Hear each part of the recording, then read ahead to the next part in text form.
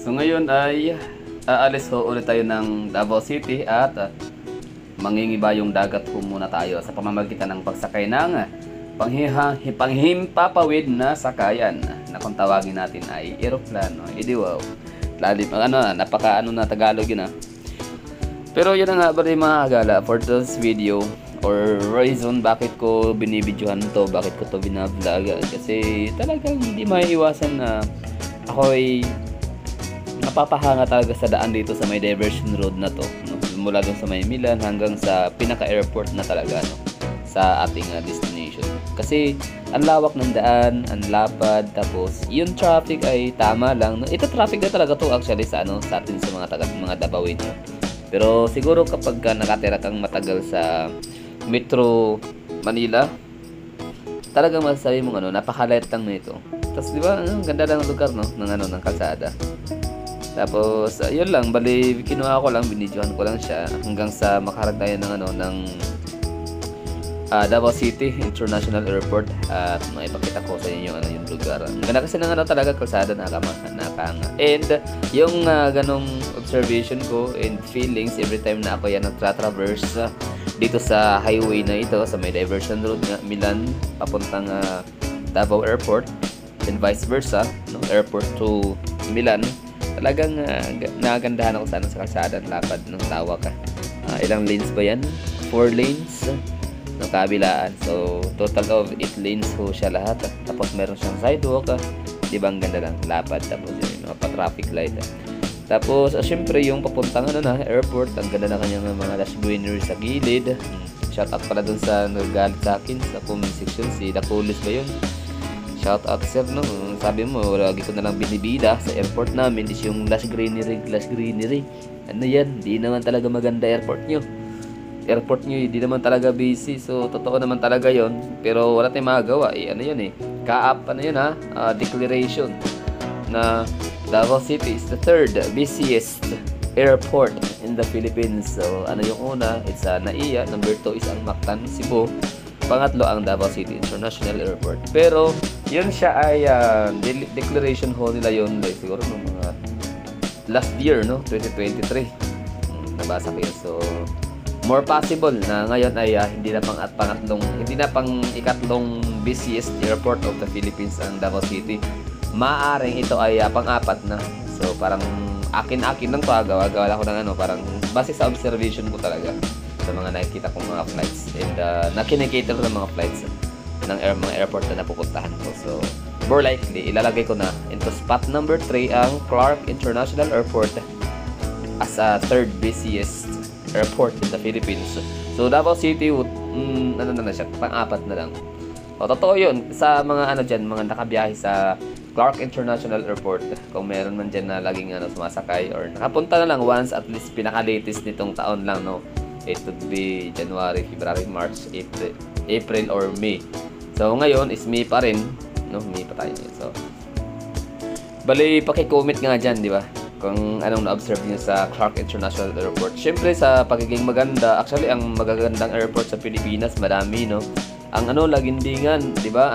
Meron silang mga renovations and karagdagang pagpapaganda, no? At pagpapalawak, pagpapalaki. Basta renovations, innovations ng Lagindingan Airport sa may Misamis, sa Cagayan de Oro City area. Tapos Clark is maganda din. So third busiest airport para sa akin na siguro isang Clark. Yun na nga, kasi nakikita na sila na napakaraming flights, mapa-domestic man and international. Meron ho sila. Meron silang Qatar Airways, papuntang Qatar. Tapos meron silang mga direct flights. Tama, no? May mga direct flights sila na from siguro Korea and Japan. Kasi ang daming mga Koreans doon, ang daming mga Japanese.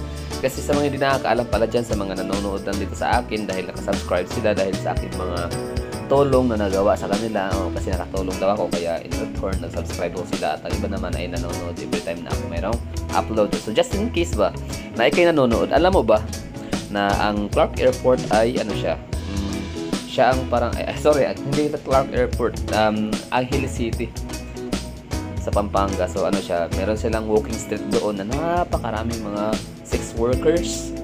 Yan, no? So kung ang Davao City is meron mo kayong mga binibida para bisitahin, like yung sarap ng tuna, durian, mga magandang mga beach resort na Island Garden City of Samar, at kung ano-ano pa. Cebu City is ang dami nilang mga activities.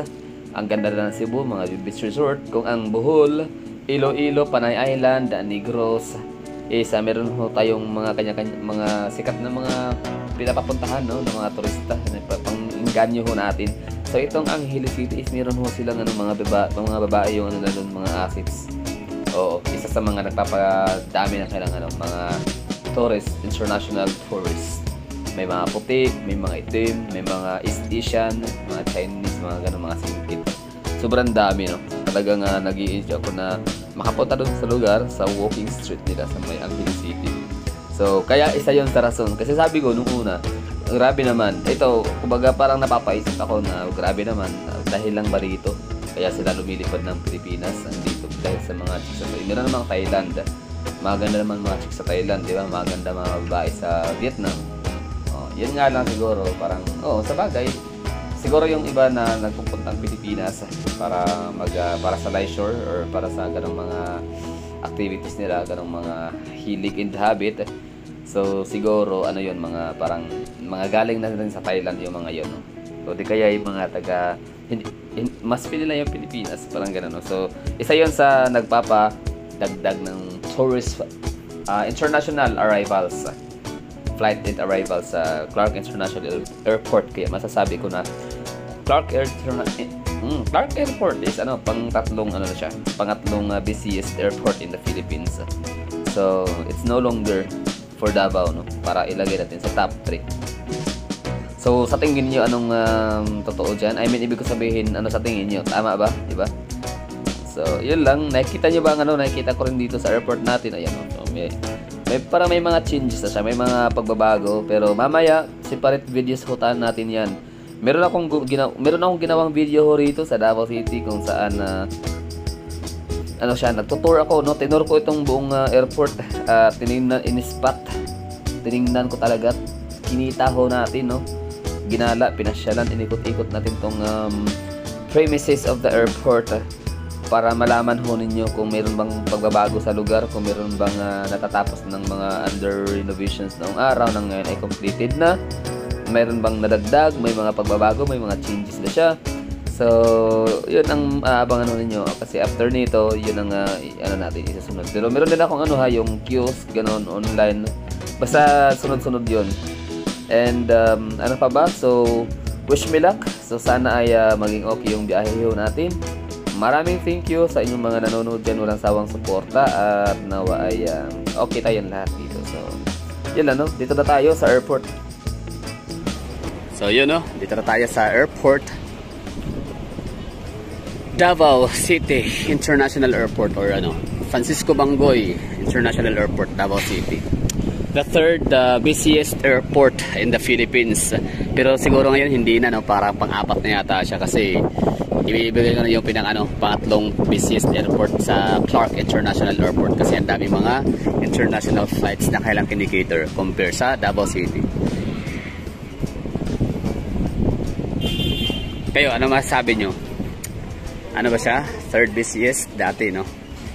Wow, in fairness, ganda ng pushcart. Very good.